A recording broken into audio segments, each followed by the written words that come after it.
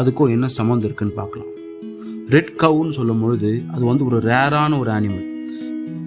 1000 வருஷத்துக்கு ஒரு தடவை தான் இந்த மாடே கிடைக்கும். அதே போல் இயேசு சொல்லியிருக்காரு, நான் இந்த பூலோகத்துலேருந்து வரல, நான் பரலோகத்துலேருந்து உங்ககிட்ட வந்திருக்கேன். அதனால இயேசுவும் ஒரு ரேரான ஒரு மனுஷன். ரெண்டாவது, அந்த மிருகத்துக்கு எந்த பழுவும் இருக்காதான். இயேசு சொல்றாரு, என்கிட்ட பாவம் இருந்தா என்னை யாராவது கேட்க முடியுமா, என்னை கேள்வி கேட்க முடியுமான்னு கேட்குறாரு. அதனால அவர்கிட்ட எந்த பழுதும் இல்லை. அந்த மாட்டுக்கு மேலே பார்த்தீங்கன்னா எந்த விதமான வெயிட்டும் அவங்க வைக்கல, எந்த பாரமும் அந்த மாட்டுக்கு அவங்க தரல. இயேசு இந்த உலகத்தில் இருக்கும்போது எந்த விதமான பாரத்தையும் அவர் மேலே ஏற்றுக்காம எல்லாவற்றிலும் இயேசு கடவுளை அதாவது ஒரு பிதாவை அவர் நம்பி அவர் வாழ்ந்தார்.